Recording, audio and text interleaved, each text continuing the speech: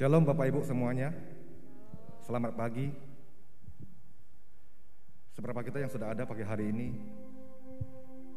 mari kita siapkan hati kita mau menyembah Tuhan kita mau memuliakan Tuhan kita pagi hari ini.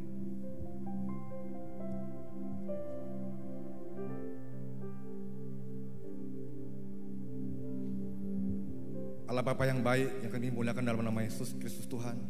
Tuhan, sungguh kami bersyukur untuk pagi hari ini Tuhan. Kami boleh berada di rumah-Mu Tuhan, untuk melayani Engkau, untuk memuji menyembah Engkau ya Bapa. Tuhan, kami serahkan ibadah kami pagi hari ini di dalam tangan kuasa-Mu Tuhan. Engkau yang berdaulat Tuhan, Engkau yang pagari gereja-Mu dengan kuasa darah-Mu ya Tuhan. Kami juga berdoa untuk semua jemaat yang hadir Tuhan, maupun yang dalam perjalanan. Engkau juga berkati, tibakan mereka semua ke sini dengan selamat ya Bapa. Terima kasih Tuhan Yesus. Kami akan mulai ibadah kami pagi hari ini. Haleluya. Amin. Sungguh besar setiamu Tuhan. Kami mau tinggikan Engkau pagi hari ini ya Bapa. Terpujilah Engkau Tuhan, Allah Maha yang baik.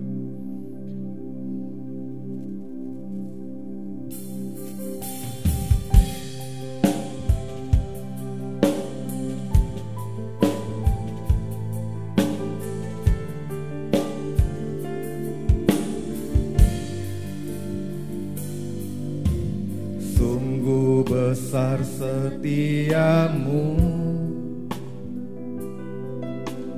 nyata di sepanjang hidupku. Darah-Mu telah layakkan kehidupanku. Tiada kata yang bisa, tiada kata yang bisa lukiskan indahnya Kau Tuhan. Bagi-Mu segala pujian dan kemuliaan.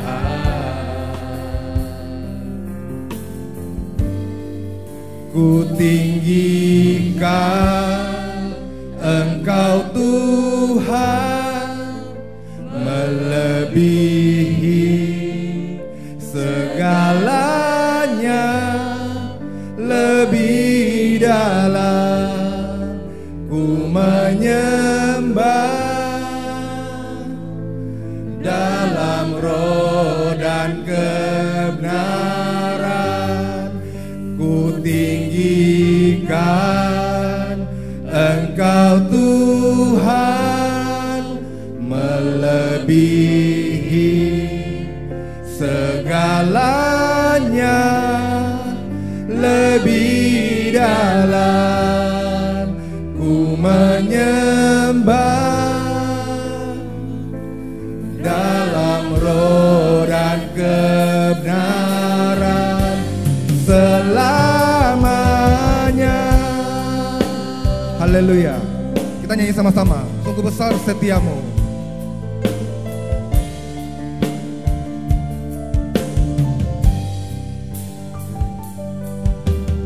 Sungguh besar setiamu,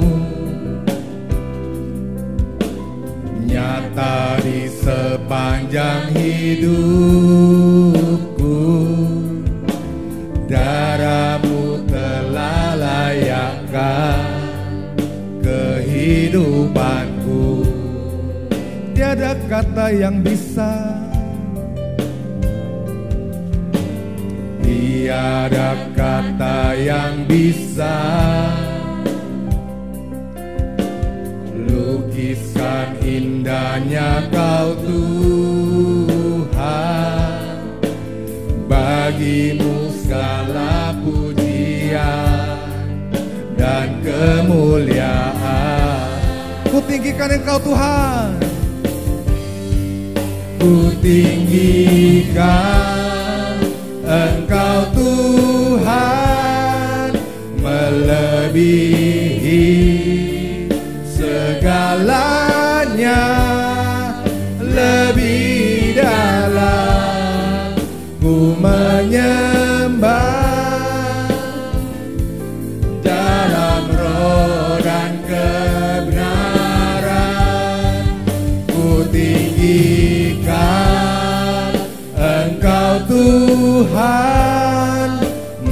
melebihi segalanya, lebih dalam ku menyembah dalam roh dan kebenaran selamanya. Sungguh besar setiamu Tuhan. Sama-sama kita nyanyikan. Sungguh besar setiamu, nyata di sepanjang hidupku. Darahmu telah layakkan kehidupanku.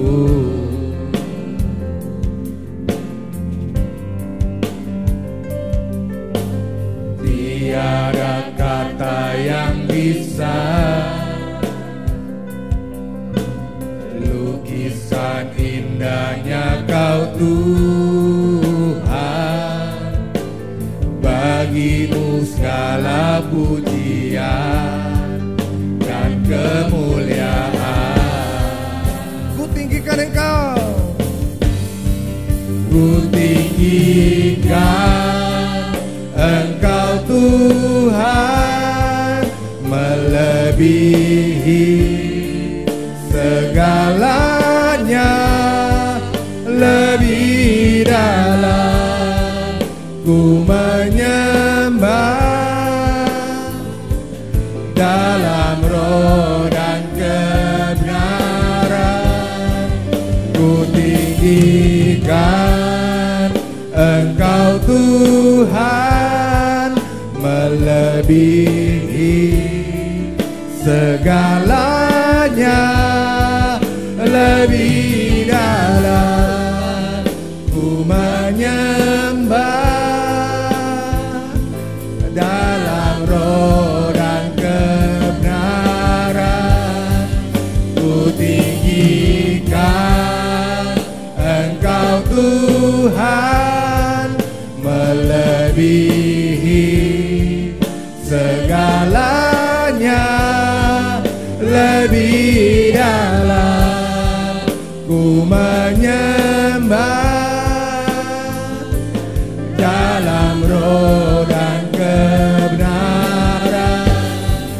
Ku tinggikan Engkau Tuhan, melebihi segalanya, lebih dalam ku menyembah dalam roh dan kebenaran selamanya. Haleluya, haleluya. Kami tinggikan Engkau, kami muliakan Engkau, Yesus Tuhan, yang kami sembah, yang kami puji. Yesus Tuhan, yang kami tinggikan. Yesus Tuhan, yang kami muliakan. We worship you, Lord. We worship you, Lord. Engkau agung, Engkau mulia, Allah yang luar biasa, yang kami sembah, yang kami tinggikan. Dalam nama Yesus ada keselamatan. Dalam nama Yesus ada kesembuhan. Dalam nama Yesus ada kekuatan. Dalam nama Yesus sumber pengharapan. Glory, haleluya. Yalla wala wala sanda yalla wala wala wala. Yalla wala sanda yalla wala wala wala wala wala. Sikya wala wala sanda yalla wala wala wala wala wala. Haleluya. Semua kita yang ada pagi hari ini, mari kita menyembah Dia. Yang bisa bahasa roh bisa pakai bahasa roh. Yang belum bisa menyembah Dia, puji namanya. Haleluya. Terpujilah Engkau Tuhan. Terima kasih Bapa buat semua kebaikan-Mu. Terima kasih Roh Kudus buat anugerah-Mu Tuhan. Terima kasih Bapa buat penyertaan.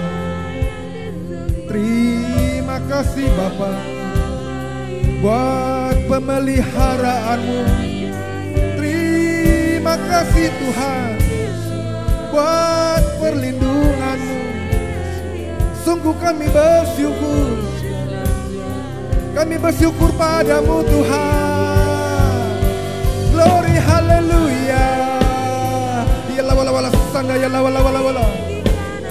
Yalla wala wala sanda yalla wala wala wala wala wala wala. Sikia wala sanda yalla wala wala wala say hallelujah. We worship you Lord. Sikia wala wala sanda yalla wala wala wala wala. Sikia wala wala sanda yalla wala wala wala wala wala. Oh hallelujah. Allah yang mulia, agung dan perkasa, Yesus Kristus Tuhan yang kami sembah, yang kami tinggikan, yang kami muliakan. Terima kasih Tuhan, terima kasih Bapa. Haleluya. Terima kasih Tuhan.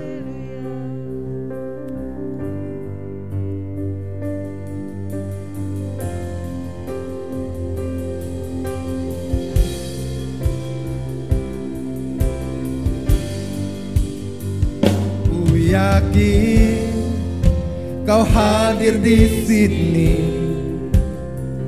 Ku menyembah, ku menyembah. Ku yakin Kau ada di sini. Ku menyembah, ku menyembah. Ku yakin Kau bersama kami. Ku menyembah, ku menyembah. Ku yakin Kau hadir di sini. Ku menyembah, ku menyembah. Ku yakin Kau ada di sini. Ku menyembah, ku menyembah. Ku yakin Kau bersama kami. Ku menyembah, ku menyembah. Ku yakin Kau hadir di sini. Ku menyembah, ku menyembah. Ku yakin Kau ada di sini. Ku menyembah, ku menyembah. Ku yakin Kau bersama kami. Ku menyembah, ku menyembah. Ku yakin, we worship you Lord. We worship you. Ku menyembah, ku yakin Kau ada di sini. Ku menyembah,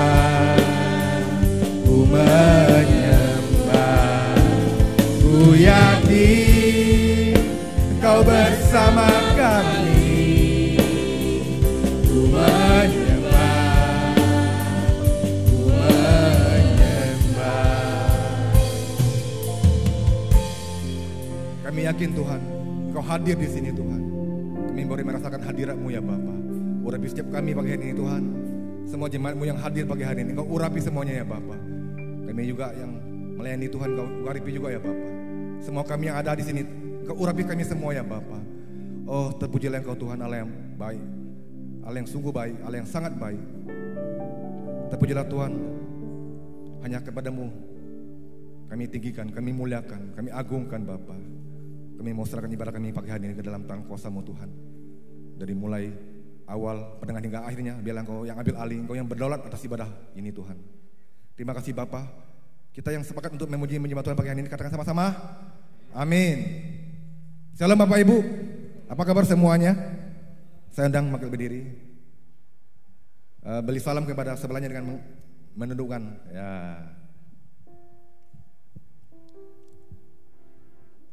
Bapak Ibu ada sukacita pagi hari ini? Siap memuji Tuhan? Yang siap memuji Tuhan angkat tangannya. Puji Tuhan, semuanya semangat ya.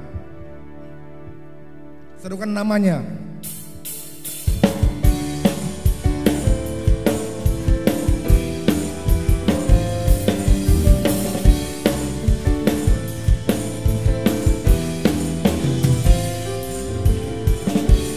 Tuhanku maha besar, Tuhanku maha kuasa, Raja segala raja.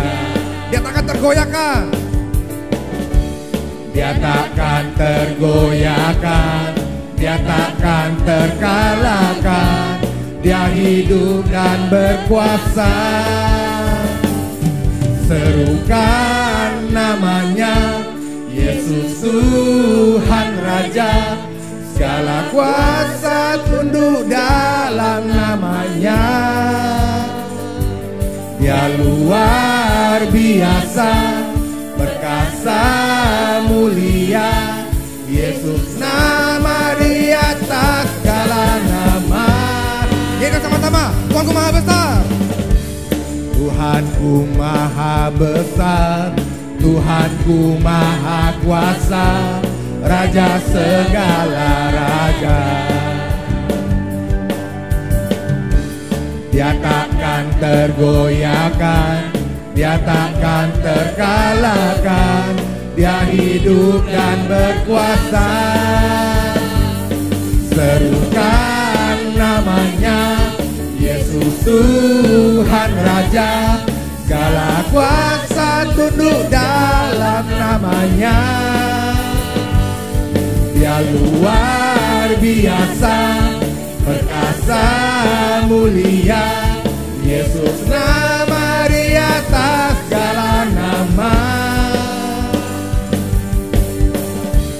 Tuhanku maha besar, Tuhanku maha kuasa, Raja segala raja. Dia takkan tergoyahkan, Dia takkan terkalahkan. Dia hidup dan berkuasa. Serukan namanya. Serukan namanya, Yesus Tuhan Raja. Segala kuasa tunduk dalam namanya. Dia luar biasa. Luar biasa, perkasa mulia. Yesus nama di atas segala nama. Serukan namanya. Serukan namanya, Yesus Tuhan Raja.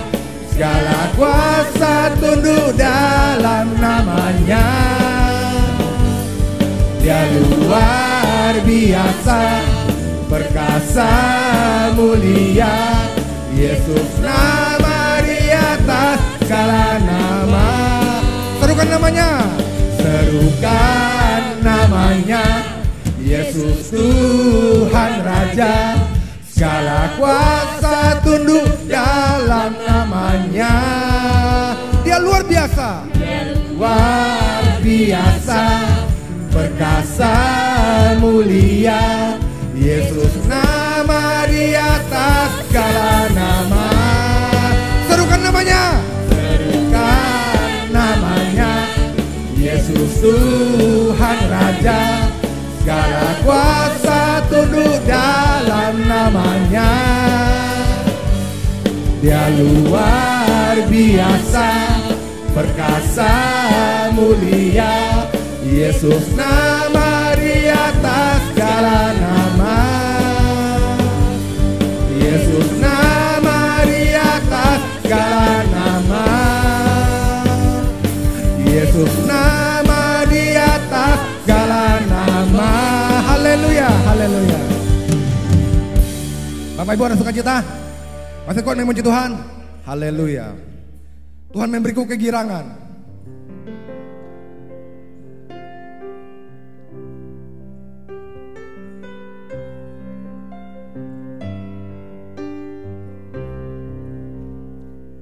Tuhan memberiku kegirangan dan sukacita melimpah, minyak yang baru dicurahkan. Haleluya, ku bersorak. Haleluya. Soalnya Tuhan kita. Ku terima janji Allah dari kaum Yehuda, umat yang berdoa, memuji dan menyembah. Inilah saat yang dinanti, firman Allah telah digenapi. Kulihat penuaian terjadi yang melanda seluruh bumi. Tuhan memberiku kegirangan dan sukacita melimpah, minyak yang baru dicurahkan. Haleluya, ku bersorak. Tuhan memberiku kegirangan dan sukacita melimpah, minyak yang baru dicurahkan. Haleluya, ku bersorak.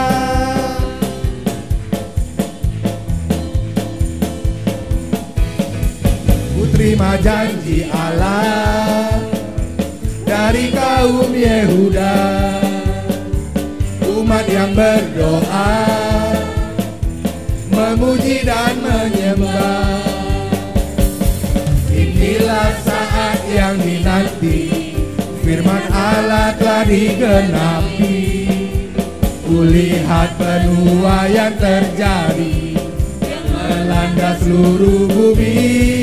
Oh, Tuhan memberiku kegirangan dan sukacita melimpah, minyak yang baru dicurahkan. Haleluya, ku bersorak.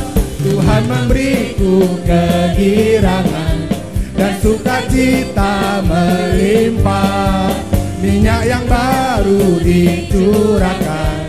Haleluya, ku bersorak.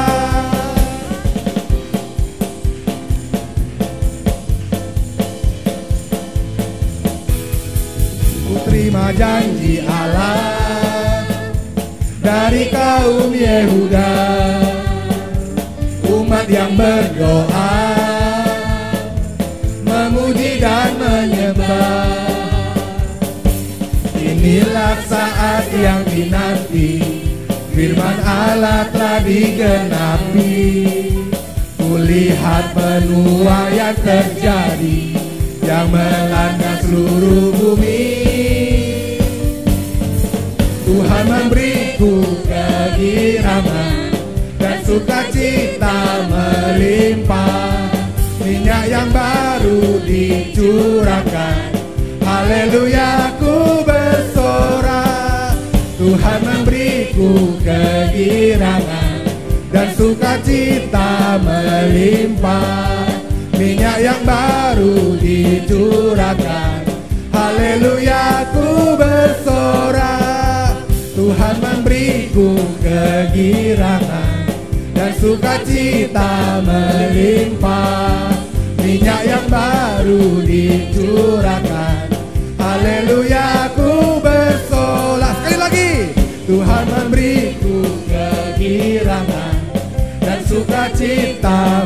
berlimpah, minyak yang baru dicurahkan. Haleluya, ku bersorak, haleluya, ku bersorak, haleluya, ku bersorak, haleluya. Beli sorak-sorai untuk kita. Haleluya. Silakan dulu Bapak Ibu. Kita mau siapkan hati kita untuk mendengar kebenaran firman Tuhan pagi hari ini. Kita percaya kita boleh lewati musim demi musim dengan penyataan Tuhan. Kita juga percaya saat ini kita boleh sehat, semua adalah anugerah Tuhan. Amin Bapak Ibu. Mari kita belajar bersyukur Bapak Ibu. Apapun keadaan kita mau belajar bersyukur. Karena kita percaya dalam bersyukur ada mujizat Bapak Ibu. Meskipun kita diizinkan untuk melewati hari-hari yang kelam di mana pandemi melanda, tapi kita percaya Tuhan akan beri kita kemampuan dan kekuatan untuk menghadapinya. Kita juga tidak tahu ke depannya apa yang akan terjadi. Ada yang ngomong di Februari ini akan banyak musibah, bahkan ada hamba Tuhan yang bernubuat juga. Dia menghibur kita agar bulan Februari ini harus kuat berdoa. Bahkan ada kawan saya yang di luar negeri, dia juga ngomong begitu. Tahun ini katanya masih belum selesai katanya. Kita masih harus terus kuat dalam berdoa. Yang paling penting adalah kita tetap setia pada Tuhan. Kita percaya pada janjinya. Karena kita punya Tuhan yang dahsyat. Dialah sumber pengharapan bagi kita semua. Haleluya.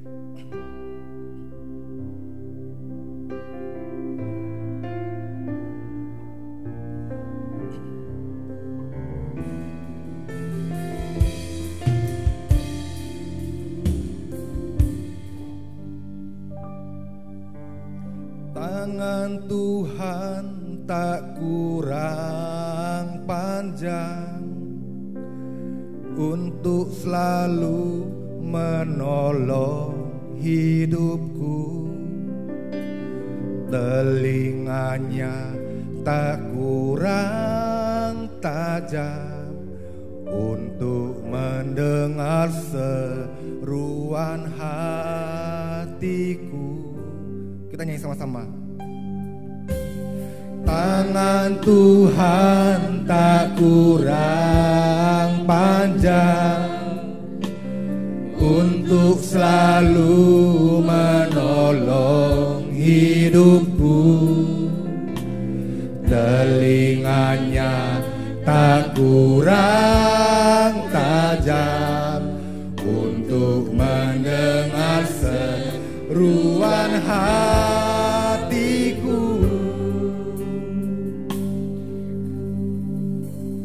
Ada mujizat dalam bersyukur. Engkau tempat perlindunganku Tuhan. Imanku tetap teguh dalam-Mu. Ku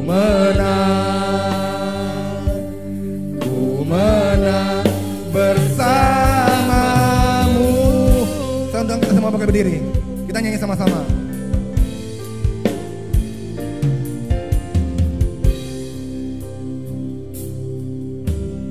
Tangan Tuhan tak kurang panjang untuk selalu menolong hidupku.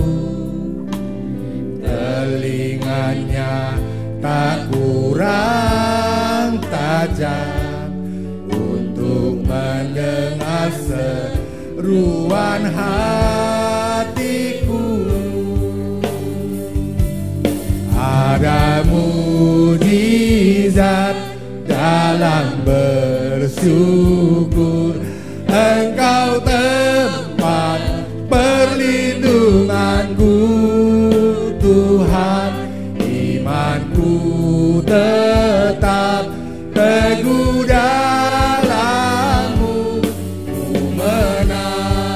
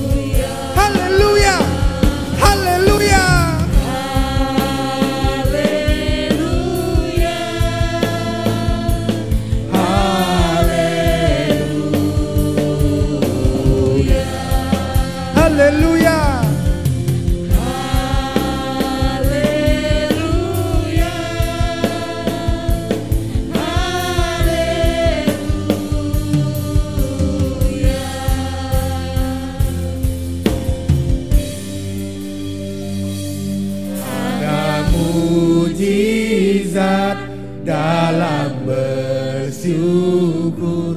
Engkau tempat perlindunganku Tuhan, imanku tetap teguh dalam-Mu. Ku menang, ku menang. Ada mujizat dalam bersyukur.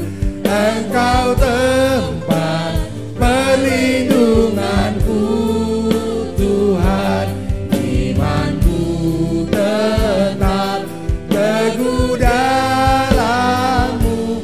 Ku menang bersama-Mu. Haleluya. Kami percaya, haleluya. Sungguh kami percaya Engkau sumber kekuatan, Engkau sumber perlindungan. Sungguh kami percaya Tuhan, kami mau berjalan bersama-Mu.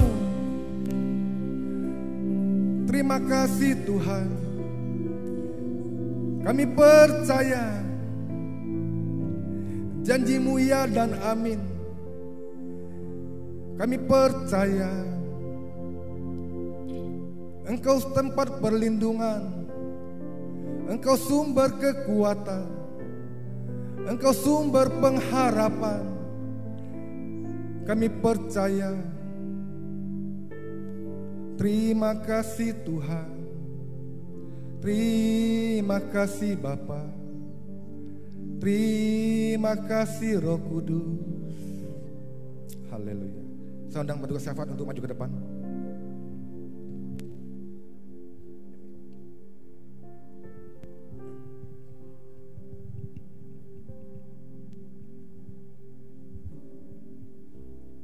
Mari kita satukan hati untuk dua pokok doa kita. Yang pertama, kita berdoa untuk seluruh komponen bangsa Indonesia sepakat memperkuat nilai-nilai Pancasila sebagai pemersatu bangsa, sebagai ideologi dan dalam bermasyarakat, berbangsa dan bernegara. Yang kedua, kita juga berdoa untuk bangsa Indonesia agar mampu menggalang kekuatan ekonomi, sosial budaya yang mampu memperkuat kepedulian dan memulihkan ekonomi berdasarkan nilai-nilai kemanusiaan yang adil dan beradab. Mari kita tundukkan kepala dan berdoa. Tuhan Yesus, kami berdoa pagi hari ini, kami menyatukan hati, kami mengucap syukur, kami menaikkan hormat kepada Tuhan karena Engkau yang memelihara kehidupan kami. Kami berdoa untuk bangsa kami agar Pancasila yang kami percaya Tuhan ada dalam rencana-Mu, sehingga Pancasila ini boleh menjadi ideologi bangsa kami. Dan kami percaya juga ada maksud dan rencana Tuhan atas bangsa kami melalui Pancasila ini. Biarlah setiap bangsa dan warga negara kami boleh memahami secara mendalam tentang Pancasila, dan mereka juga mengerti dan melakukannya sebagai ideologi pemersatu bangsa. Dan kami berdoa Tuhan, terlebih Roh Tuhan juga menjamah bangsa dan negara kami, warga yang ada di dalam negara kami, supaya mempunyai kasih, mempunyai Roh pemersatu yang daripada Tuhan. Karena Pancasila sebagai ideologi dan juga diperkuat oleh Roh Tuhan, kami percaya boleh mempersatukan bangsa kami. Roh Tuhanlah yang menggerakkan hati bangsa kami supaya mereka boleh ada kasih Tuhan dan boleh bersatu, supaya juga boleh memperkuat kesatuan bangsa dan di dalamnya ada kerukunan, supaya berkat juga Tuhan juga turun atas bangsa kami. Kami berdoa Tuhan untuk pemulihan perekonomian dalam segala bidang, baik ekonomi mikro dan makronya Tuhan, dan segala bidang ekonomi Tuhan memberkati. Berkati pemerintah yang selalu berupaya, juga pelaku-pelaku usaha, supaya kami semua melakukan dengan baik dan benar untuk kemakmuran dan kesejahteraan bangsa ini. Kami percaya Tuhan mengurapi kami, semua pelaku-pelaku usaha. Tuhan memberkati semua supaya mereka melakukan usaha di dalam takut akan Tuhan. Juga perekonomian Indonesia juga dilakukan, dilandaskan dengan kebenaran firman-Mu ya Bapa. Kami berdoa juga untuk hamba-Mu yang sebentar akan membawa firman Tuhan. Biarlah Engkau kuduskan dan tahirkan kami semua. Engkau kuasai ruangan ini, ruangan hati kami dan pikiran kami semua. Dan biarlah hamba-Mu berbicara dengan kuasa Roh Kudus-Mu. Urapi kami semua supaya kami menangkap semua isi firman-Mu yang mendidik dan mengarahkan hidup kami, yang mengubahkan kami, yang selalu memperbaharui kami. Kami mohon urapan Tuhan dan kuasa-Mu bekerja saat ini. Di dalam nama Tuhan Yesus kami berdoa.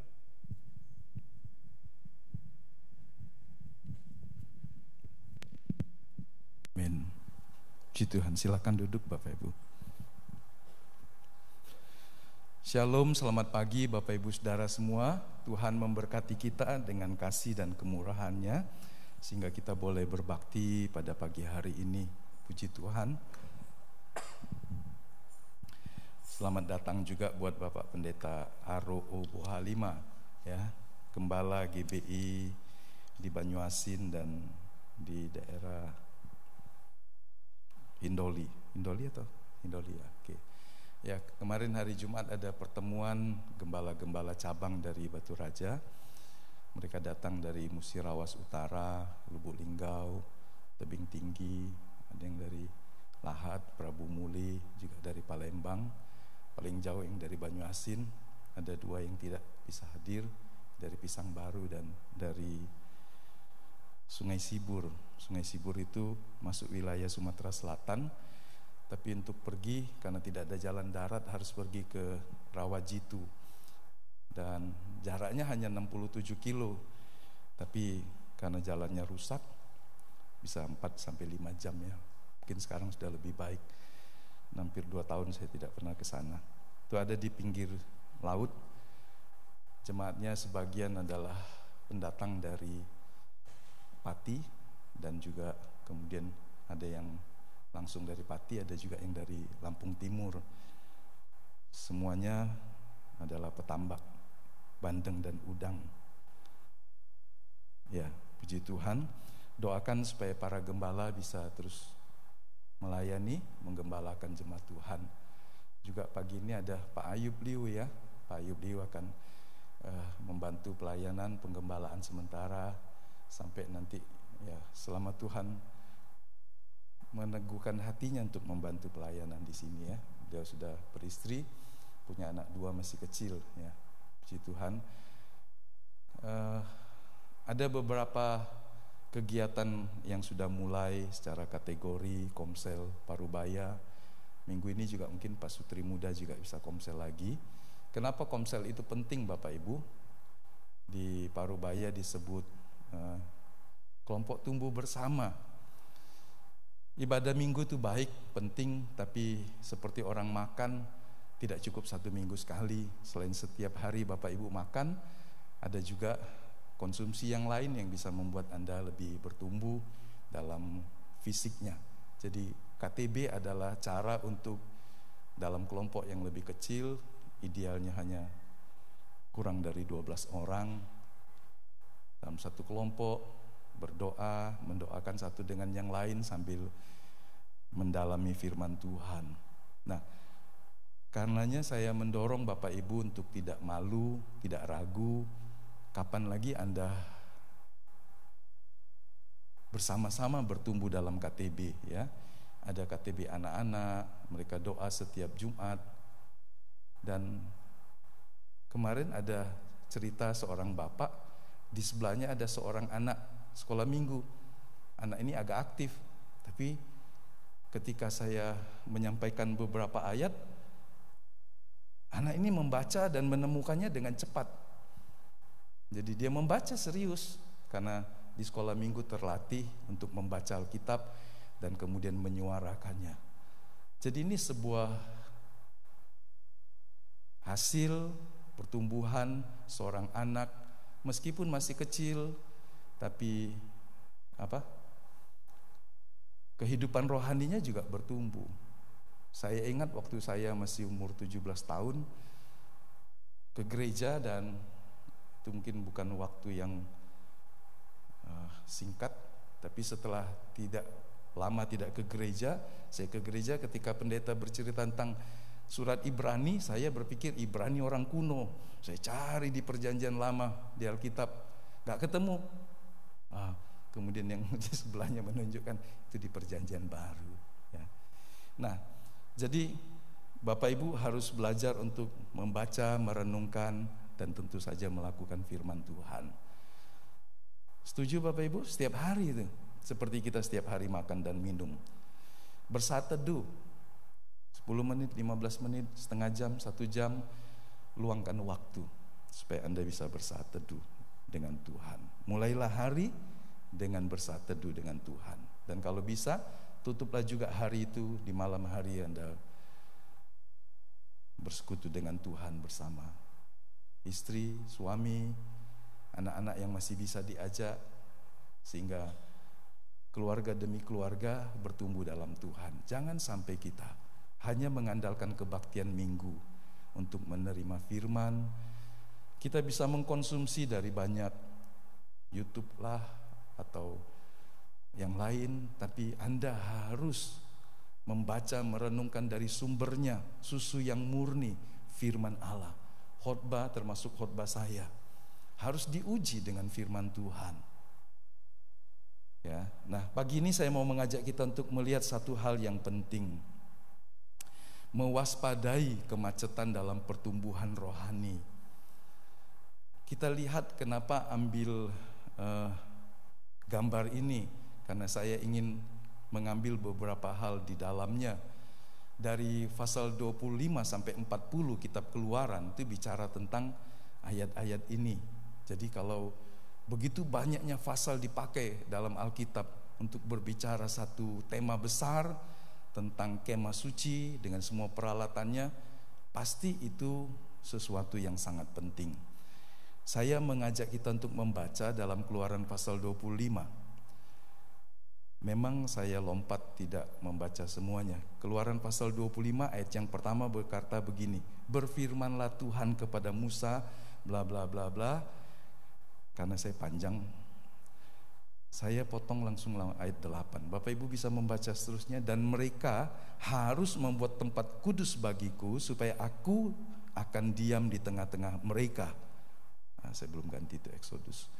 Ayat 9, menurut segala yang kutunjukkan kepadamu sebagai contoh kemah suci dan sebagai contoh segala perabotannya, demikianlah harus kamu membuatnya.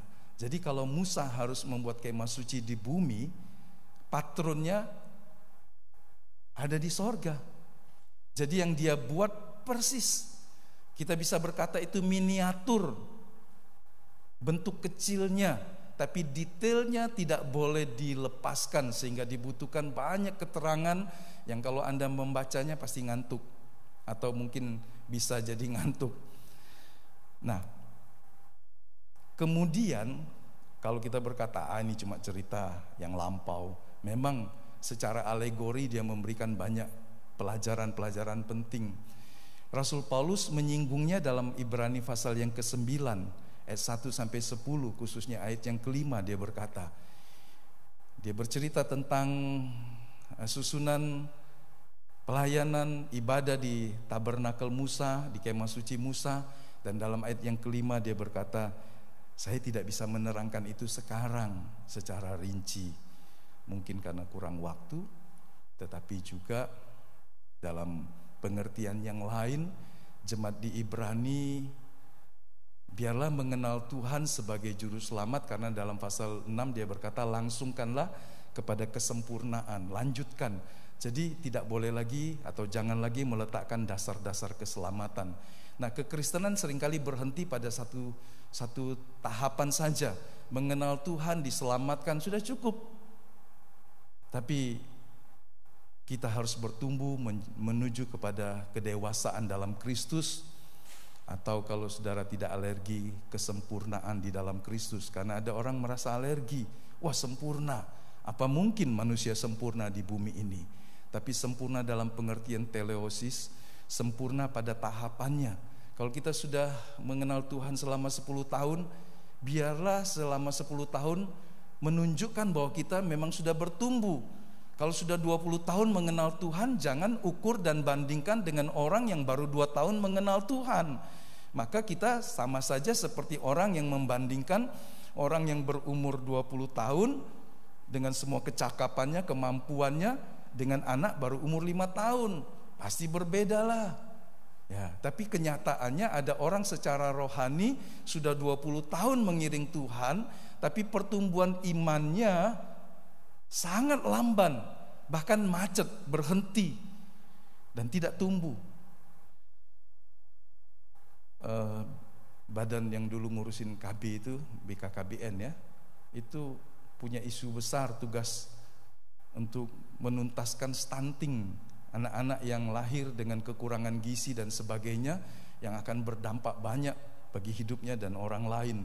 Jadi anak yang tidak tumbuh dengan baik dalam masa kandungannya, masa rawan-rawannya dalam masa mungkin 3 tahun pertama, itu bisa membuat seumur hidupnya terpengaruh. Jadi tidak boleh bantut, tidak boleh stunting secara rohani. Kita harus bertumbuh. Jadi jangan bangga dengan lamanya saja mengenal Tuhan. Jangan berkata, oh aku sudah kenal Tuhan dari sejak bayi. Tapi kanak-kanak rohaninya. Tanda kerohanian kanak-kanak itu Bapak Ibu bisa sebutkan coba. Kanak-kanak rohani itu salah satunya apa? 2, 3 mungkin bisa menyebutkan, silakan. Ada? Kanak-kanak rohani itu ada yang mau sebutkan?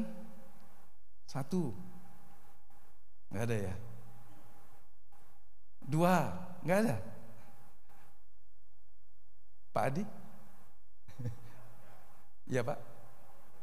Mau diperhatikan terus gitu ya? Ya. Yang kedua ada yang mau ketemukan lagi? Pak Ferdi itu biasanya. Ayo Pak. Suaranya agak keras dikit.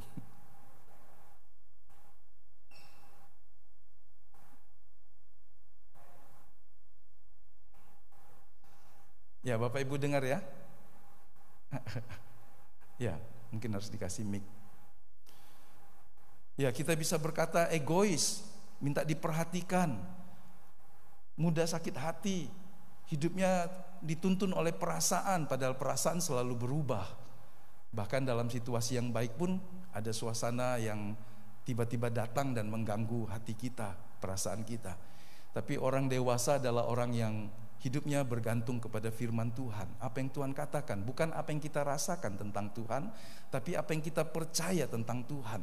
Bahkan jika kita dalam berbakti, berdoa tidak merasakan kehadiran Tuhan, maka kita bisa menghalau perasaan itu dengan berkata, Tuhan ada karena Dia berfirman, di mana aku mencari Dia akan menjumpai saya. Jadi iman berbeda dengan perasaan. Jangan hidup dengan perasaan yang sangat situasional, berubah-berubah dengan cepat. Nah, kanak-kanak rohani itu sangat lemah, terbelah-belah dan sebagainya, egois dan sebagainya, minta diperhatikan dan seterusnya. Mari kita melihatnya bahwa kemah suci ini bisa menolong kita untuk menunjukkan beberapa hal ya. Ketika seorang baru percaya, itu digambarkan ketika dia sebagai orang berdosa datang kepada Kristus di kayu salib. Disinilah ada pertukaran ilahi.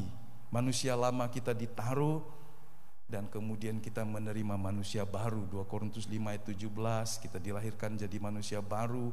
Dan jangan lupa semuanya karena karya Roh Kudus.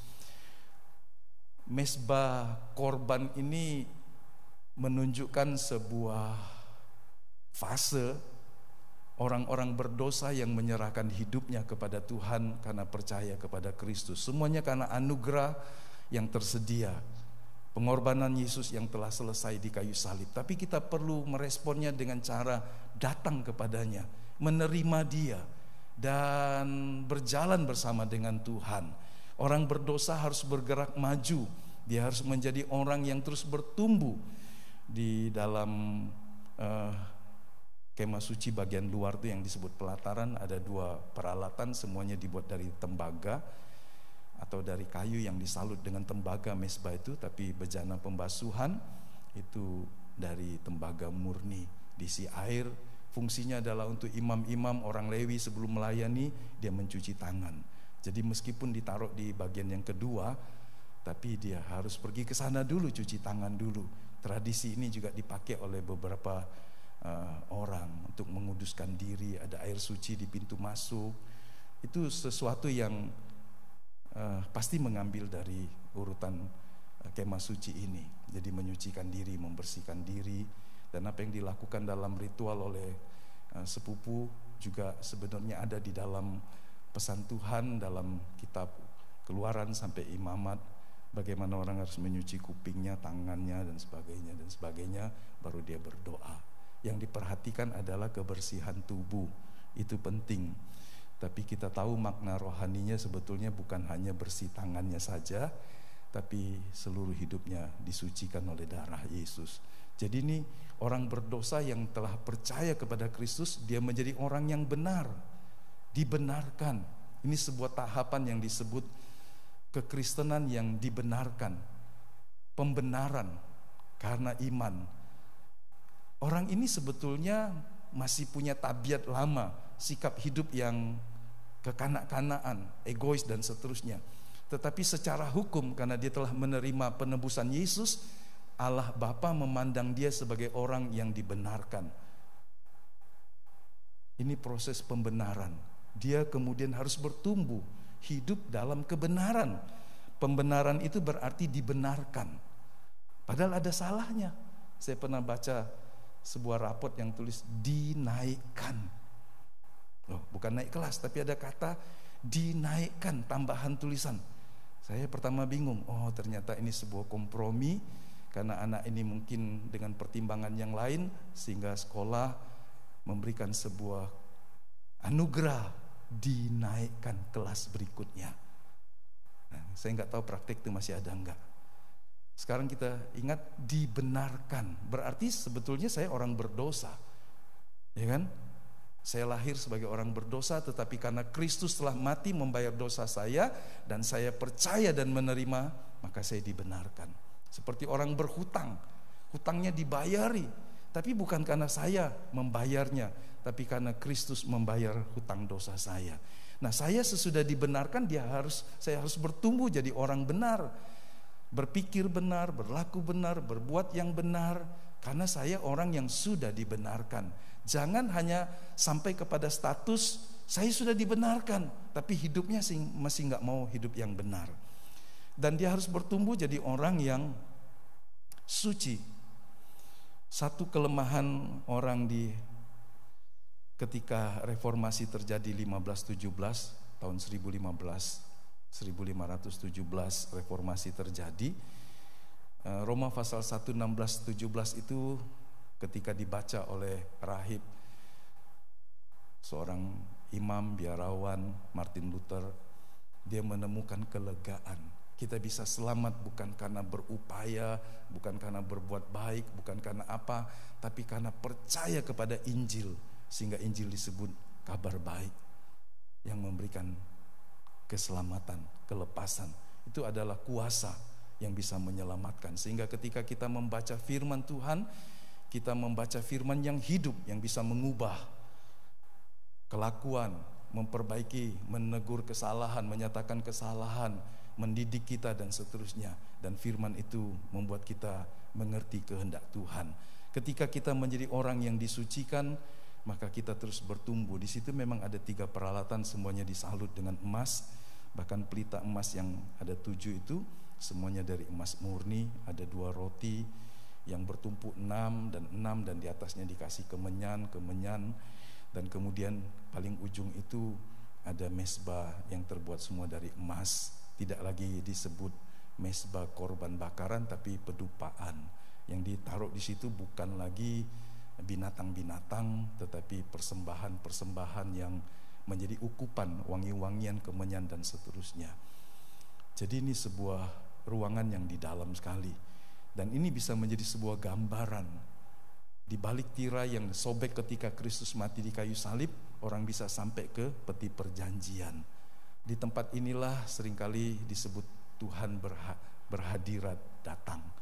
Tabut perjanjian yang minggu kemarin kita singgung sedikit, di dalamnya ada tongkat Harun yang berbunga, kemudian ada buli-buli berisi mana, kemudian ada 2 loh batu. Jadi ruang maha suci ini gelap, hanya ketika kerubim malaikat itu ada di sana dia menjadi terang. Jadi ketika Yesus mati, ruangan itu kemudian terbuka, tirainya sobek. Dan ini gambaran dari orang yang terus bertumbuh menjadi seorang yang sempurna di dalam Kristus, dewasa di dalam Kristus, sampai kita menjadi serupa seperti Dia pada akhirnya. Bapak Ibu bisa membaca dalam Roma pasal 8 ayat 28 sampai 31 bicara tentang kita yang dipanggil, dibenarkan, dimuliakan menjadi serupa dengan Dia pada akhirnya. Oke. Nah, itulah orang sempurna. Nah, alat-alat perjamuan itu alat-alat dalam kemah suci itu secara alegori, perlambang bisa memberikan kepada kita tahapan-tahapan. Orang bisa mental, maksudnya tidak bertumbuh, meninggalkan Tuhan atau jadi suam dalam hidupnya di beberapa titik kritis. Yang pertama, sebelum dia masuk pintu pelataran saja, dia sudah bisa kehilangan kesempatan, kehilangan anugerah. Itu seperti yang pertama itu, belum masuk sudah hilang firman-Nya. Yang kedua, seperti babi yang kembali ke muntahnya. Jadi sudah masuk, sudah sempat percaya, tetapi kemudian dia kembali ke hidup yang lama. 2 Petrus pasal 2 menceritakan itu seperti babi yang kembali ke kubangan, atau seperti anjing yang kembali ke muntahnya. Jadi ada perilaku anjing yang tidak baik, suka menjilati lagi muntahnya. Perilaku babi yang sesudah dibersihkan pun kalau tidak dijaga dengan baik dan di situ ada kubangan, naluri kebinatangannya akan lebih senang berkotor-kotor. Seperti juga kerbau ya sebetulnya. Kerbau juga begitu ya. Siapa yang punya kerbau? Supaya jangan nanti sentimen tentang babi. Karena kemarin telah diuji coba dan berhasil dengan baik. Jantung babi yang dimodifikasi, dinetralisir dengan hal-hal yang bisa mendatangkan penyakit diabetes secara genetika. Ada yang direkayasa, tapi dari jantung babi dicangkokkan ke manusia dan manusianya hidup. Ini sebuah lompatan dalam dunia kedokteran.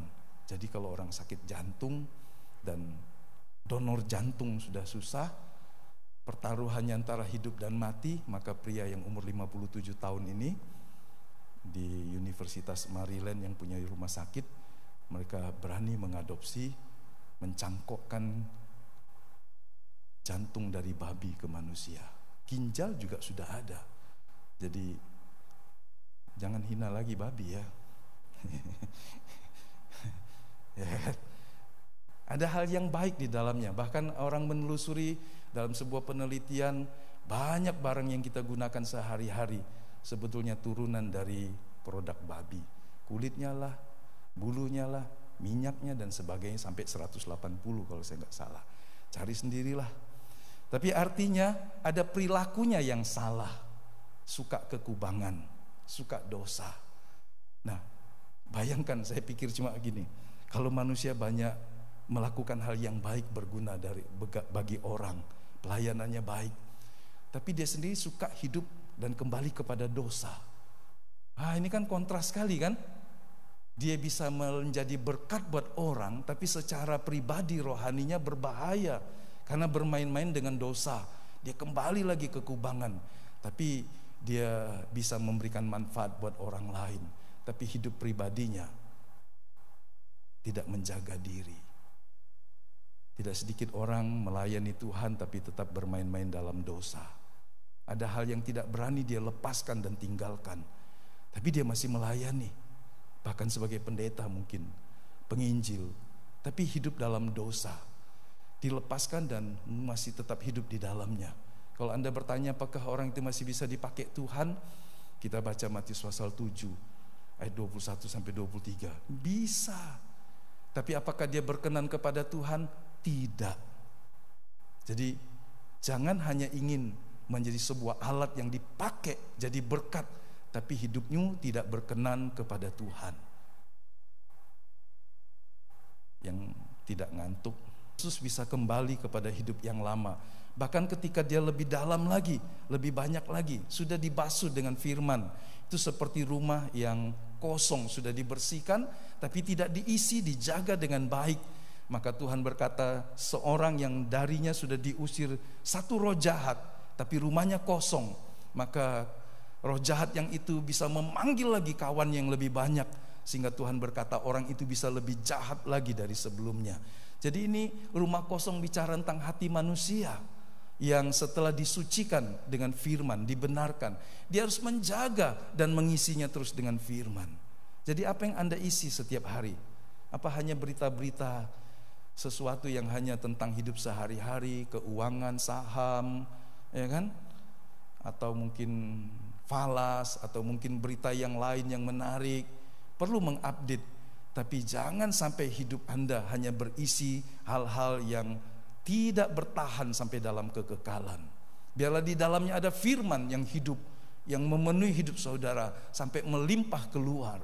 Sehingga membaca, merenungkan firman itu sesuatu harga mati. Seorang tidak mungkin bertumbuh di dalam Tuhan kalau tidak mengasihi firman dengan membaca dan merenungkannya. Tidak ada cara yang lain. Membaca, merenungkan firman dan melakukannya adalah sebuah cara satu-satunya dari sejak dahulu kala sampai hari ini untuk kita bertumbuh di dalam Tuhan. Belajar mencintai firman. Pemazmur juga berkata, orang benar itu sangat menyukai firman-Mu. Nah, kita kalau sudah bicara firman, pusing palaku. Khotbah 45 menit, 50 menit, pusing palaku dengar pendeta ngomong. Ya kan? Kita lebih senang kalau pendeta baca satu ayat dan bersaksi. Saudara, saya ke sana, kemari. Kita senang betul. Kemudian pulang cerita apa? Lucu pendetanya. Kita cuma ingat lucunya saja, kita cuma ingat perjalanannya dan sebagainya. Tapi kalau cerita tentang firman yang serius, yang Anda perlu memikirkannya, mungkin mengernyitkan dahimu, mencatatnya, mengingatnya, maka ada orang berkata, pusing aku. Ya. Tapi selama saya masih hidup, saya akan berkhotbah dengan gaya seperti itu. Kecuali mungkin ada tamu pendeta yang datang dengan gaya yang berbeda. Ya. Oke. Belajar mencintai firman. Sebuah tanggung jawab dari seorang gembala, disebut gembala, poimen dalam bahasa aslinya adalah memberi makan. Memberi makan apa? Saya enggak memberi makan Anda makan minum, enggak bisa. Anda bisa cari sendiri. Tapi salah satu tugas utama seorang pendeta adalah seorang poimen, gembala, memberi makan domba-domba Tuhan. Apa yang diberi makan? Dari susu murni, dari firman Allah. Sehingga itu tugas seorang gembala. Gembala yang tidak memberi makan jemaatnya dengan firman Tuhan, itu telah melalaikan kewajiban yang terutama. Dan kemudian masih bisa lagi orang patah seperti ranting Yohanes 15 ayat yang ke-6, patah karena tidak berbuah, ditunggu, akhirnya dikerat Tuhan. Wah, ini sebuah perjalanan hidup yang menyedihkan. Oke, kita lihat satu-satu ya. Kalau kita baca Yohanes 10 ayat 9, siapa yang ingat itu? Cerita tentang apa itu? Atau ayat apa itu?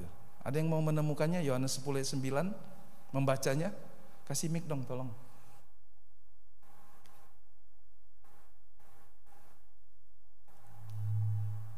Ya, Yohanes 10 ayat 9. Siapa yang mau tolong bacanya? Ya, Esi bisa, siapa bisa? Yuk, siapa yang mau baca, tolong.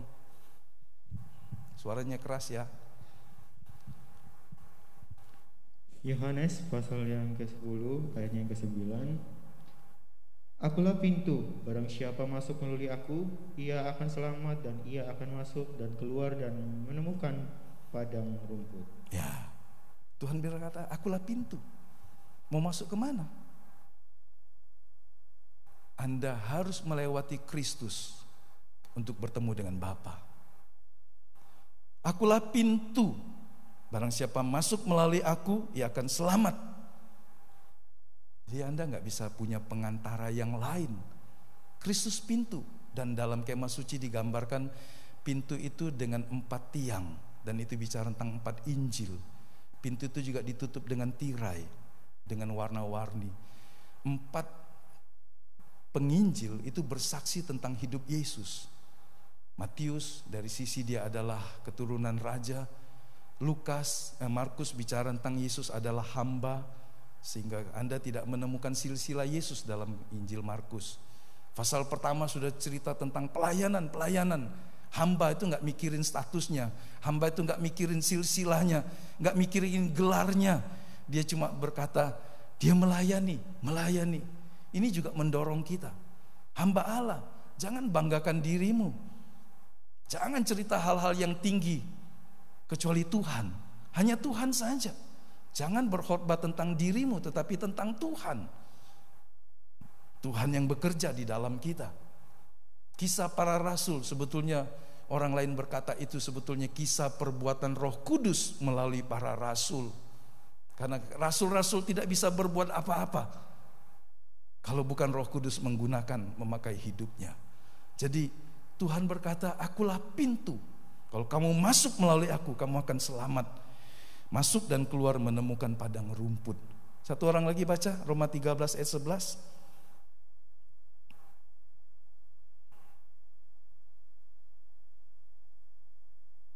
Ada? Kasih mic-nya. Ya, gantian, jangan kamu pegang terus. Ya, siapa yang mau baca? Kenapa begitu, saudara? Supaya Bapak Ibu terlibatlah ya. Kan nggak lagi ada jam pagi ya. Jadi ya silakan Bang. Roma 13 ayat 11, demikianlah firman Tuhan. Hal ini harus kamu lakukan karena kamu mengetahui keadaan waktu sekarang, yaitu bahwa saatnya telah tiba bagi kamu untuk bangun dari tidur, sebab sekarang keselamatan sudah lebih dekat bagi kita daripada waktu kita menjadi percaya. Ya, terima kasih. Jadi sesudah kita masuk, kita semakin mendekat dengan keselamatan yang tersedia. Kalau kita nggak pernah masuk melalui pintu yang adalah Yesus, Anda nggak pernah mendapatkan apa yang disediakan Bapa bagi kita. Dia telah memberikan putranya yang tunggal, anugerah, barang siapa percaya. Tapi kalau kita tidak mau masuk, udah nggak bisa terima.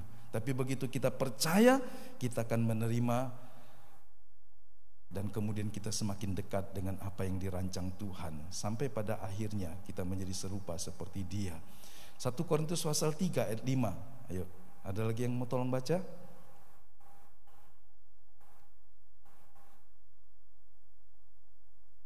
Ya, atau saya baca ya. Jadi apakah Apolos, apakah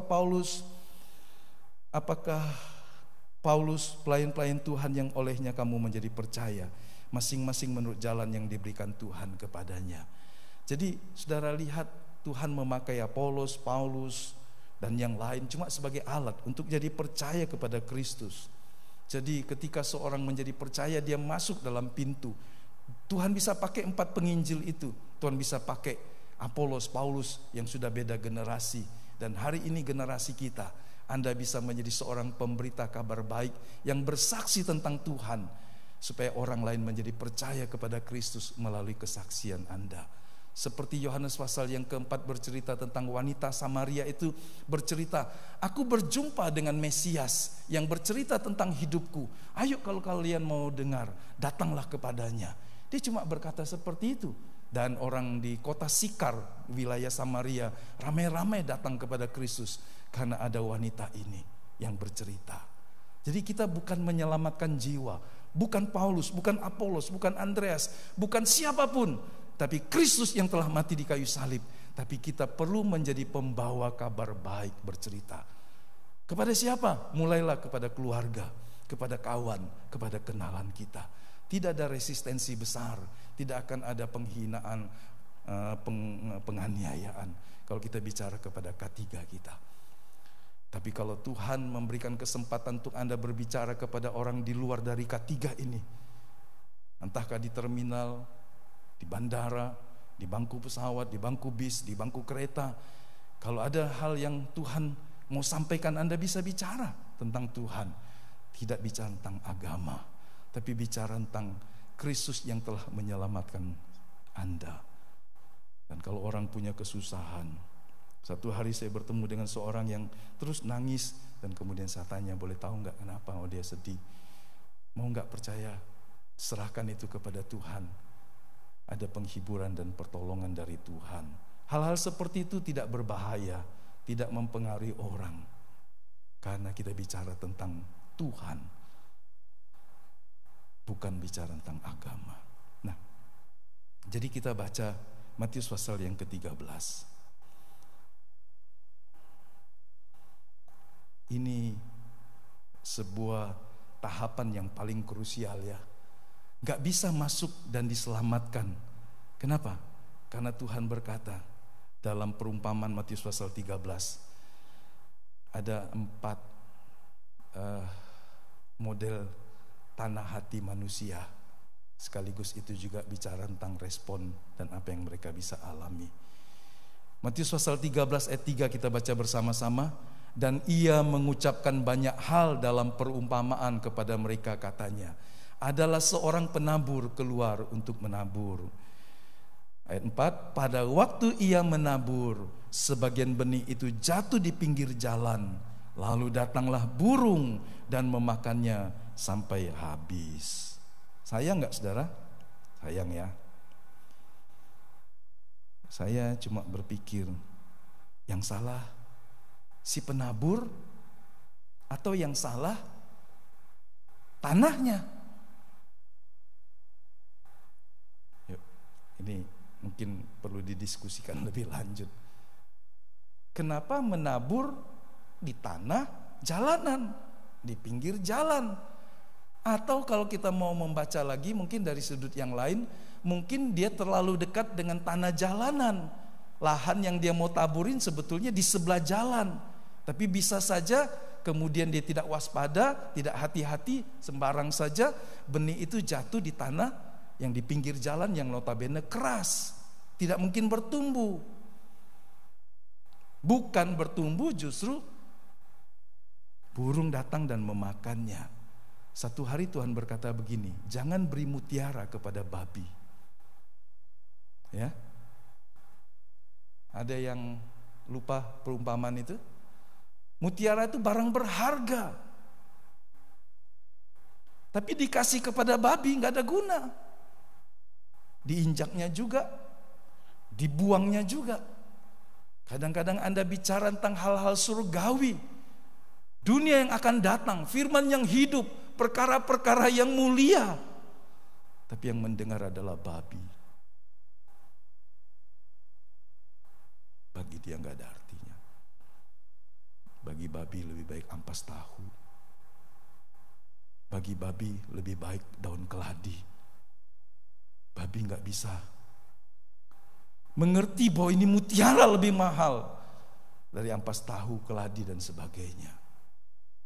Tidak sedikit manusia seperti babi. Tuhan berkata jangan kasih mutiara kepada babi. Bagi dia tidak berharga itu. Dan dia meremehkan Tuhan, meremehkan firman. Nah, mari kita periksa supaya kita tidak jadi orang yang seperti membuang mutiara kepada babi. Anda bisa mengasihi, harus mengasihi semua orang. Tapi ketika ada hal-hal yang Anda berkata orang ini sepertinya sulit merespon, doakan saja. Jangan cerita banyak lagi. Doakan. Cari cara yang lain supaya dia mengerti bahwa ini mutiara lebih berharga dari ampas tahu keladi. Ya kan? Kalau Anda paksa, dia buang, Anda kasih, dia buang, Anda kasih, Anda menghabiskan waktu saja. Kadang-kadang kita ngobrol tentang hal yang rohani. Ada orang punya respon yang sangat buruk. Sudah jangan berdebat. Itu seperti membuang mutiara kepada babi. Doakan dia. Jadikan dia seorang yang ada di hatimu untuk didoakan. Supaya dia bisa satu hari mengerti bahwa mutiara lebih mahal dari ampas tahu atau makanan-makanan. Bagi kita, seringkali kita beranggapan yang saya pentingkan itu cuma makan, minum, pakaian, uang, bukan mutiara. Ayo, mari kita periksa hati kita. Kadang-kadang kita terlalu meninggikan hal-hal yang sehari-hari sehingga kita mengabaikan waktu yang terbaik dalam hidup kita untuk tidak mendapatkan mutiara dari Tuhan di hari-hari hidup kita. Ketika membaca saat teduh, ketika bersaat teduh membaca firman, kita cuma taunya mau cepat-cepat kerja, kita mau tahu cepat-cepat mau makan, kita kehilangan kesempatan untuk mendapat mutiara kebenaran yang Allah sediakan dalam doa-doa kita, dalam renungan-renungan firman Tuhan ketika kita membaca firman-Nya. Karena fokus kita cuma makanan, uang, pakaian, pekerjaan. Kita tidak menyadari Tuhan memberi kita mutiara yang berharga. Nah, jadi kalau kita bilang kemacetan pertama itu karena hatinya seperti tanah jalanan. Dia mendengar firman Tuhan tapi tidak mengerti. Kalau tidak mengerti bagaimana dia percaya? Saudara, butuh usaha kadang-kadang saudara untuk mengerti sebuah kalimat yang disampaikan. Betul ya? Tapi saya percaya betapapun sulitnya sebuah kalimat, kalau itu Anda menganggap penting, Anda akan mengulang-ulangnya, merenungkannya. Apalah maksud dari majikanku ini? Apalah maksud dari orang tuaku ini? Apalah maksud dari bosku ini ngomong ya? Walaupun sulit pada awalnya, kemudian Anda berkata, oh maksudnya begitu, oke aku ngerti, ya kan? Tidak semua petuah nasihat yang berharga itu mudah dicerna. Ketika kita bicara kepada anak-anak, kadang dia mendengar sambil lalu. Ketika Anda membaca firman, kadang-kadang Anda tidak mengerti. Tapi jangan biarkan hatimu jadi seperti tanah jalanan yang keras. Karena ketika Anda tidak meresponinya, Yakobus berkata, biarlah hatimu lemah lembut supaya engkau mendengar firman dan engkau diselamatkan. Jadi respon sangat penting. Ketika kita merespon dengan benar, walaupun kita tidak mengerti, belum mengerti, bagi kita sebetulnya kita bisa belajar. Karenanya dibutuhkan waktu dan usaha.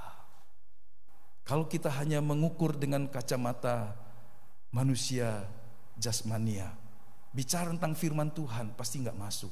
Tapi kalau bicara tentang uang, bicara tentang bisnis, wah itu membuat dia bergairah. Tapi kalau bicara tentang firman Tuhan, dia langsung lemes. Tapi belajar saudara, kita perlu uang, kita perlu makan minum pakaian. Tapi di atas itu semua, satu hari itu akan berlalu. Kalau Anda tidak punya firman dan jadi kaya dengan firman, hidup Anda seperti Raja Belsasar, kosong, hampa, tidak berguna, dan diterbangkan angin. Kasihan kalau hidup hanya untuk cari uang saja. Karena Kristus telah mati bagimu.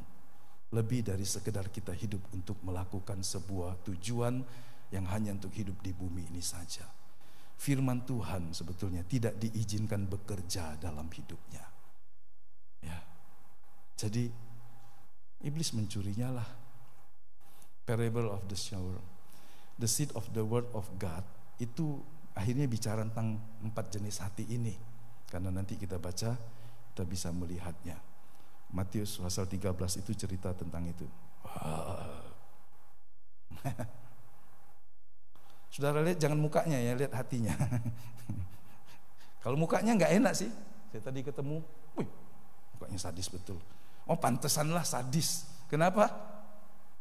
Kenapa sadis saudara? Gak ada firman Tuhan di dalam hatinya. Kalau orang gak punya firman Tuhan di hatinya, apa yang berharga di hatinya sih? Gak ada lagi. Dia hanya mencintai kalau dicintai. Dia hanya menyayangi kalau disayangi. Dia hanya baik kalau diperlakukan baik. Itu sudah maksimal. Tapi dia akan membenci dan mendendam ketika dia dilukai. Karena gak punya firman. Orang yang gak punya firman itu mempengaruhi seluruh pikirannya, hati dan hidupnya. Baginya yang paling penting bukan firman Tuhan dan Tuhannya. Itu tanah hati seperti tanah yang keras. Ditaburi benih tidak bertumbuh. Nah yang kedua, itu hati yang Sebetulnya firman-Nya sudah sempat tumbuh, tapi ekspresinya juga masih tidak meyakinkan ya. Yang ketiga, bisa bantu klik ya? Oke. Yang ketiga dulu, ya agak lumayan lah ya, tapi seret, ruwet. Karena firman itu tumbuh, tapi semak belukar juga menghimpitnya, sehingga agak sulit kita melihat mana gandum dan mana lalang. Tapi yang terakhir, wah, wajahnya ceria. Ini hanya gambaran. Tapi betul ya, ketika hati kita dipenuhi dengan firman dan menerimanya dengan lembut, melakukannya, maka hidup kita berubah. Perhatikan orang-orang yang ketika tidak punya firman hidupnya, tidak ada sukacita, tidak ada damai sejahtera, tidak ada belas kasihan. Oke, mari kita lihat satu-satu.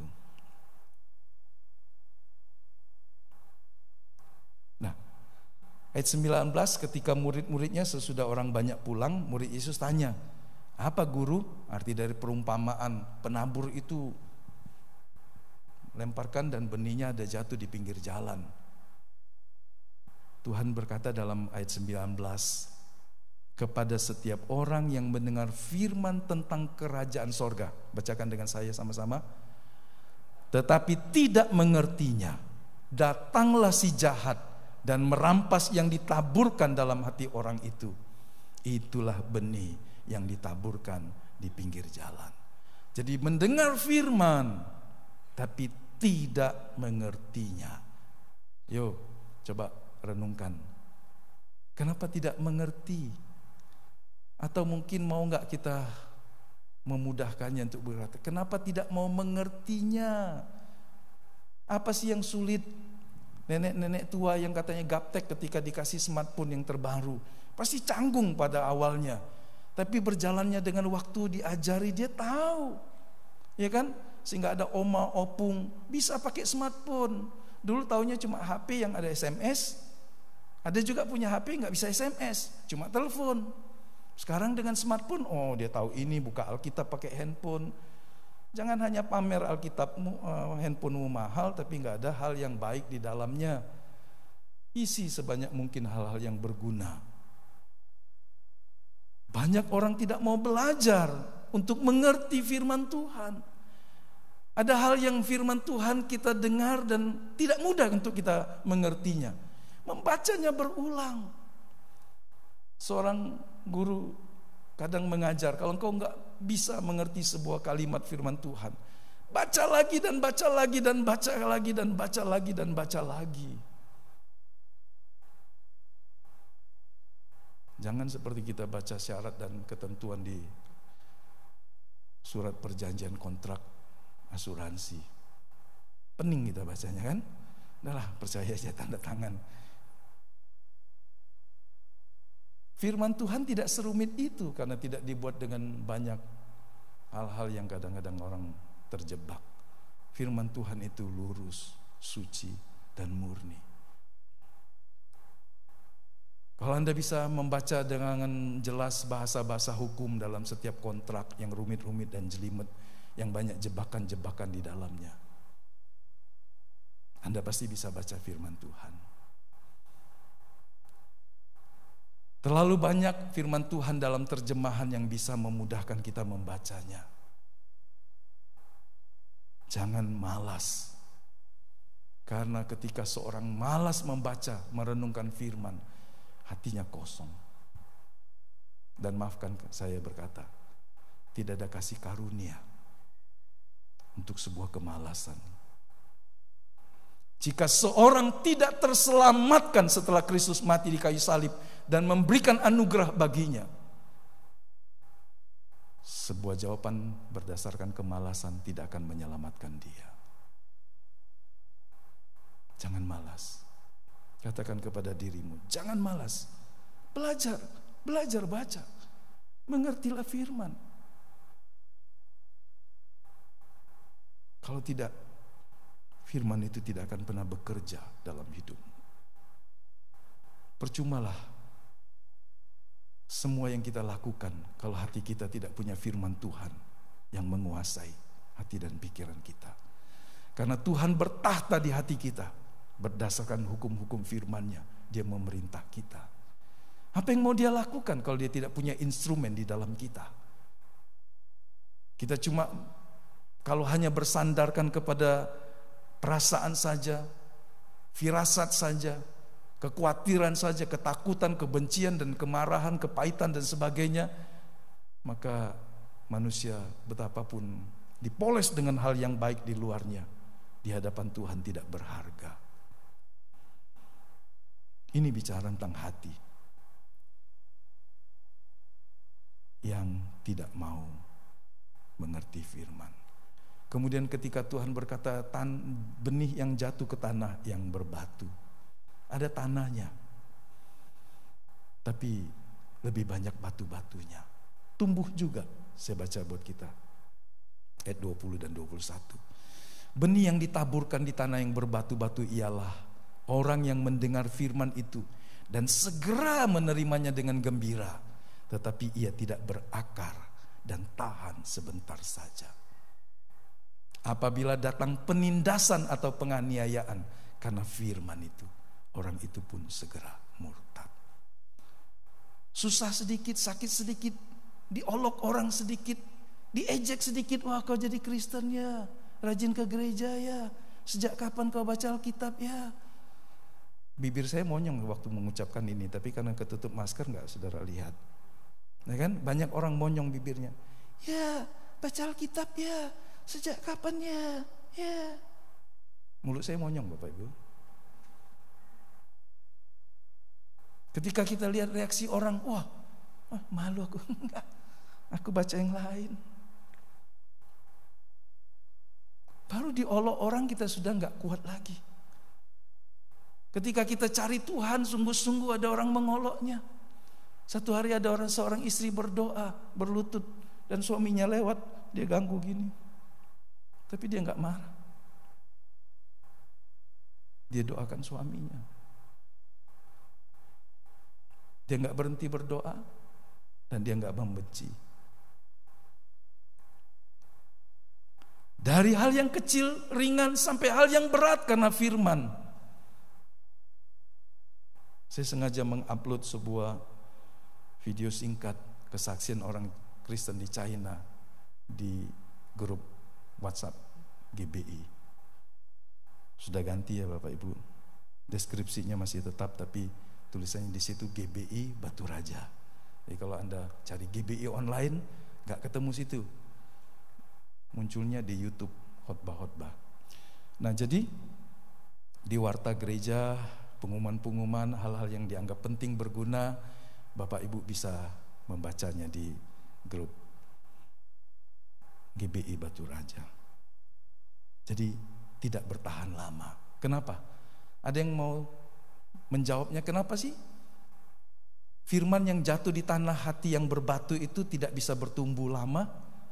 Karena akarnya mentok. Akar perlu disiram, dikasih makan, kembali ke firman lagi, kembali ke persekutuan lagi dengan Tuhan. Kalau akarnya nggak ketemu sumber makanan, sari makanan, matilah dia, keringlah dia. Dan yang ketiga, benih yang jatuh di tengah semak duri. Mari kita baca penjelasan Yesus. Yang ditaburkan di tengah semak duri ialah orang yang mendengar firman itu, lalu keras-keraslah dikit, lalu kekhawatiran dunia ini dan tipu daya kekayaan menghimpit firman itu sehingga tidak berbuah. Jadi ada dua pembunuh firman dalam hati orang percaya kan? Apa itu? Semak duri itu artinya apa? Kekhawatiran dunia. Yang kedua, tipu daya kekayaan. Wah, ternyata kekayaan di dalamnya ada sisi seperti yang berbahaya yang harus kita atasi. Tipu daya kekayaan. Sehingga Paulus katakan kepada Timotius, kalau orang ingin kaya, dia bisa jatuh ke dalam jebakan-jebakan yang berbahaya. Sehingga lebih baik kita melakukan semua dengan baik, dengan benar, dan Tuhanlah yang memberkatinya. Keinginan yang bisa membuat firman itu hilang dalam hidup kita. Ingatlah ketika kita kaya adalah sebuah penugasan dari Tuhan untuk kita lakukan supaya tujuan Tuhan tercapai melalui apa yang dipercayakan kepada kita. Kalau Anda berdoa seperti itu, Tuhan memberkatinya. Tapi tidak sedikit orang berdoa supaya aku kaya, supaya aku bisa foya-foya dan menikmati semuanya, melakukan apa yang aku ingini Tuhan. Tapi ketika Anda diberkati Tuhan, Anda berkata, supaya aku bisa melakukan firman-Mu, untuk apa Engkau memberkati aku? Sehingga berkat itu satu hari tidak menjadi jerat bagi kita. Kekhawatiran dunia bisa membunuh firman. Hari ini percaya, kemudian ada hal-hal yang membuat kita khawatir, masa depan, kehidupan anak, karir kita, pekerjaan, kesehatan, keuangan, dan kemudian hilanglah iman kita. Ayo, mari kita menjaga hati kita, karena ini semua bicara tentang tanah hati. Dan yang terakhir dari perumpamaan ini, yang ditaburkan di tanah yang baik ialah orang yang mendengar firman itu dan mengerti. Dan karena itu ia berbuah, ada yang 100 kali lipat, ada yang 60 kali lipat, ada yang 30 kali lipat. Yang berbuah apa saudara? Firman itu kan. Tapi ada pengkhotbah yang ngawur, mengambil ayat ini, melepaskan dari konteksnya dan bicara tentang uang. Padahal dari tadi Tuhan tidak bicara tentang uang. Tuhan bicara tentang firman-Nya yang jatuh ke tanah hati yang keras, yang tidak mengerti, yang dipenuhi dengan kekhawatiran dan seterusnya, dan tanah hati yang subur, yang ketika dia mendengar firman, dia menerimanya dan kemudian dia diberkati Tuhan sehingga dia bertumbuh. Sama sekali Tuhan tidak bicara tentang uang ketika berbicara tentang berbuah 30, 60 dan 100. Orang yang salah mengutip ayat ini untuk memakainya dengan uang adalah pengajar yang salah. Anda nggak boleh pakai ayat ini untuk mendorong orang memberikan uang, membantu, menolong, memberi persembahan, persepuluhan.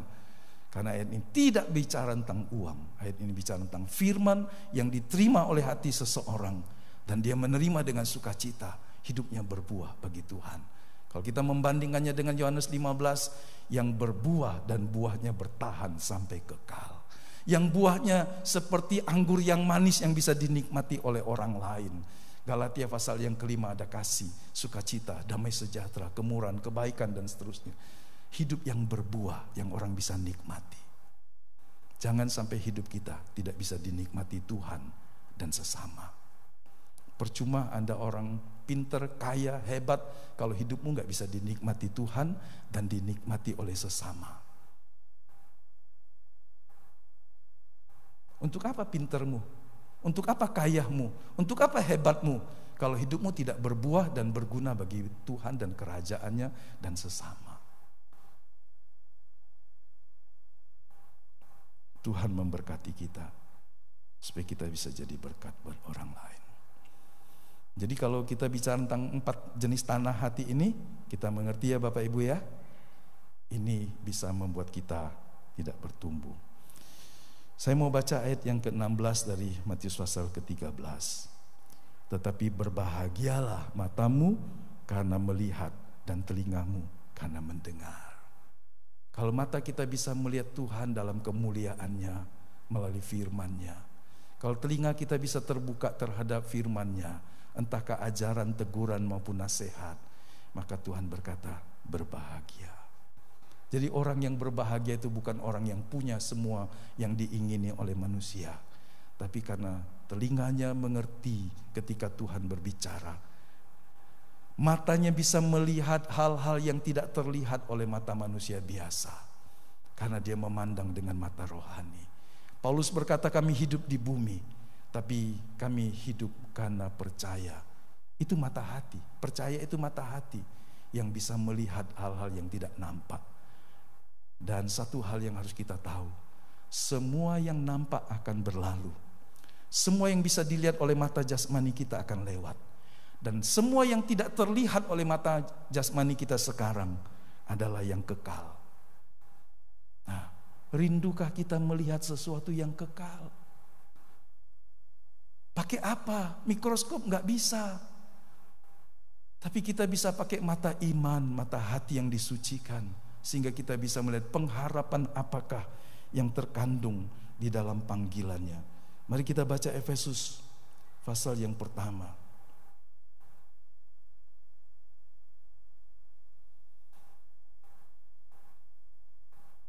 Saya nggak ketik di sana. Kita semua harus buka Alkitab. Efesus pasal yang pertama, ayat yang ke-17 dan 18. Baca sama-sama ya, pelan-pelan. Efesus 1 ayat 17 dan 18.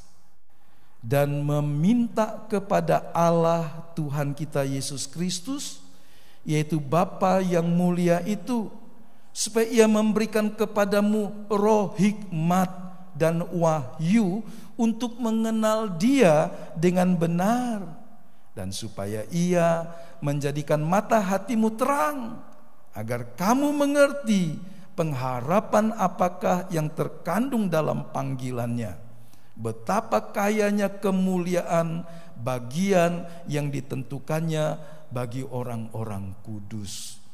Wah, ternyata ada bagian yang ditentukan Allah, warisan yang disediakan Allah bagi orang-orang kudus yang bisa melihat kemuliaan yang tidak nampak oleh mata jasmani. Dengan apa kita melihatnya? Dengan mata hati.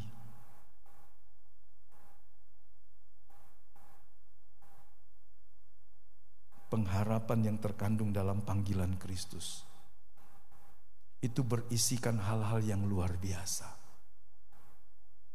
Jangan sekalipun sesaat pun menganggap sepi panggilan Kristus yang di dalamnya berisi semua kekayaan surga.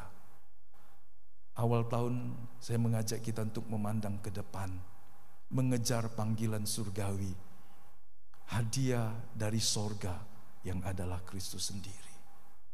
Sehingga kita bisa berkata, dikasihi Tuhan dan mengasihi Dia adalah satu hal yang luar biasa dalam hidup kita. Mari kita terus mempertahankannya supaya kita bisa bertumbuh. Tuhan memberkati firman-Nya bagi kita. Ya. Yang berikutnya kita sambung minggu depan.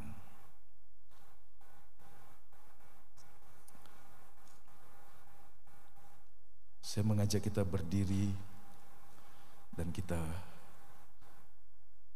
bersyukur buat setiap kebenaran yang telah kita terima selama ini.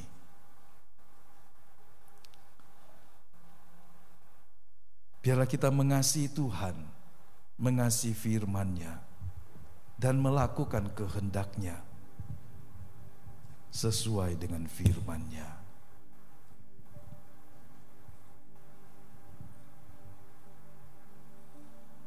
Adakah di antara Bapak Ibu Saudara pagi hari ini yang mau berkata kepada Tuhan, sekarang Tuhan, berikanlah kepadaku hati yang lapar dan haus akan kebenaran-Mu. Mintalah lapar dan haus akan Tuhan. Mintalah roh yang memberikan hikmat dan pewahyuan, yang adalah Roh Kudus yang ada di dalammu.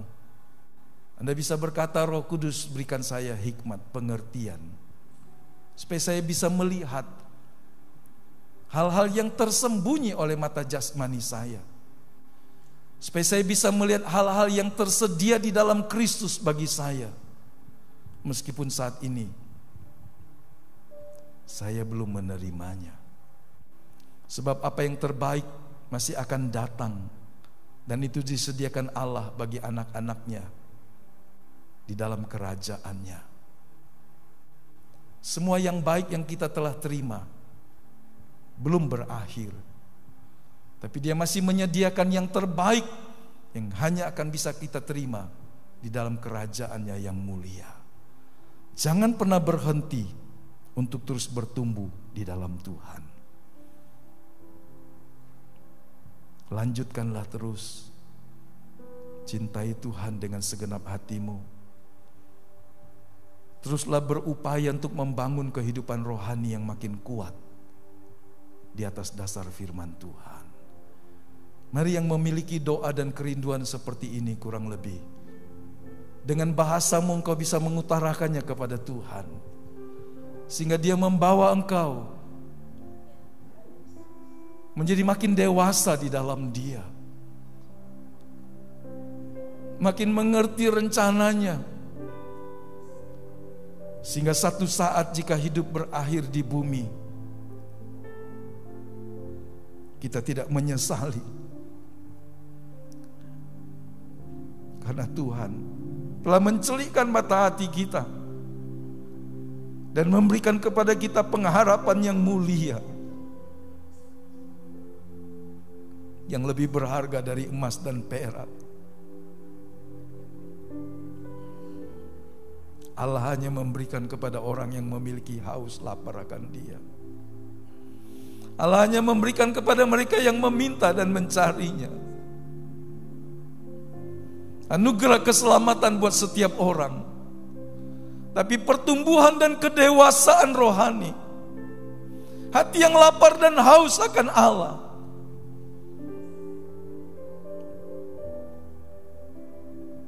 akan menerima semua yang disediakannya bagi kita.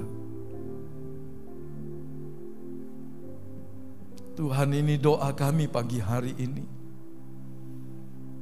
Kami tidak mau berhenti pada satu titik pengenalan akan Tuhan.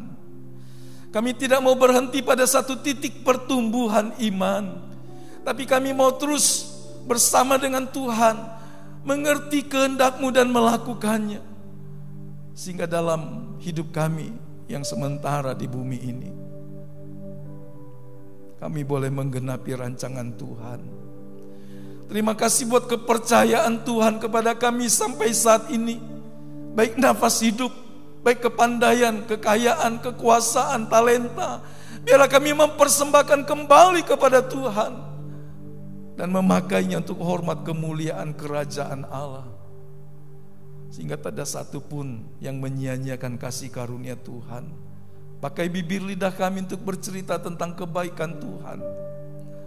Pakai tangan kami untuk menolong orang-orang yang memerlukannya. Gerakkan kaki kami untuk melangkah dan pergi kepada orang-orang yang memerlukan, merindukan kebenaran dan keselamatan dari Tuhan.